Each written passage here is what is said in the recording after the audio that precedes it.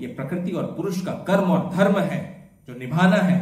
Y husband wife, husband wife, husband wife? क्योंकि पुरुष और प्रकृति ये दोनों मिलकर ही संसार में धर्म की स्थापना कर सकते हैं। और पुरुष और प्रकृति को साथ में मिलकर अपने बच्चों को भी अच्छे संस्कार देने हैं, समय देना है, ताकि बच्चे सही मार्ग पर चले, इतना सुसाइड कर करके अपने प्राणों की आहुति नहीं दे दे, भटक नहीं जाए अपने मार्ग से, ड्रग्स लेने के लिए, अल्कोहल लेने के लिए, स्मोकिंग करने के लिए। उन बच्चों को सही मार्ग दिखाना दोनों माता पिता, पुरुष और प्रकृति का कर्म और धर्म है। उसे निभाओ, नहीं निभाओगे तो अपने बच्चों को खो दोगे, और बच्चों को खो दोगे तो अपने जीवन को खो दोगे। शिक्षक यदि हैं तो अपने क्लास में, अपने स्कूल में, अपने क्लासेस में, वहां आपको बच्चों को अच्छा ज्ञान देना है। और माता पिता का फर्ज है अपने बच्चों को टाइम दे, समय दे, उन्हें संस्कार दे अच्छे। एक पेड़, आपने एक बीज उगाया है, बोया है जमीन में, उस बीज को पोषित करना है आपको और ध्यान देना पड़ता है। लोग बोल देते हैं हमने 1 लाख पौधे लगा दिए, हमने 10 लाख पौधे लगा दिए। अरे पौधा तो लगा दिया आपने, उसकी देखभाल कौन करेगा? वो तो सबसे बड़ा काम है ना, मेहनत का, वो करना नहीं है किसी को भी। बस बीज लगाकर पौधे उगने दो, अपने आप उग जाएंगे, अपने आप बड़े हो जाएंगे। तो कैसा फल देंगे भाई आपको? आधे से ज्यादा पौधे तो उगने से पहले ही खत्म हो जाएंगे, मर जाएंगे। इस संसार की उष्णता को, मतलब इतनी जो गर्मी है, धूप है, ताप है, इसको सहन ही नहीं कर पाएंगे।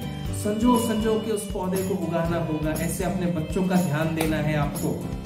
अपने बच्चों को अच्छे संस्कार दीजिए, उन्हें पितृपक्ष के बारे में बताइए, श्राद्ध पक्ष के बारे में बताइए, धर्म ग्रंथों के बारे में पढ़ाइए, शिक्षा दीजिए। वो भी साथ साथ जो मॉडर्न एजुकेशन पढ़ रहे हैं पढ़ने दीजिए, उसके साथ साथ ये भी सारी शिक्षा जरूरी है। इसलिए माता पिता का बच्चों को समय देना बहुत ही आवश्यक है।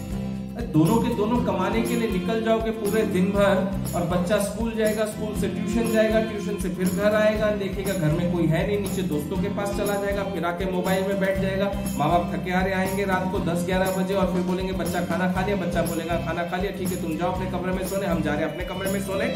सुबह को फिर से वही दिनचर्या चालू। तो आप बच्चे के साथ में टाइम क्या दिया? पैदा ही क्यों किया? ऐसे बच्चों को पैदा ही नहीं करते, आपको ऐसा ही जीवन जीना था। तो अगर जीवन लाए हैं संसार में तो उस जीवन को पोषित करने का कार्य भी आपका है।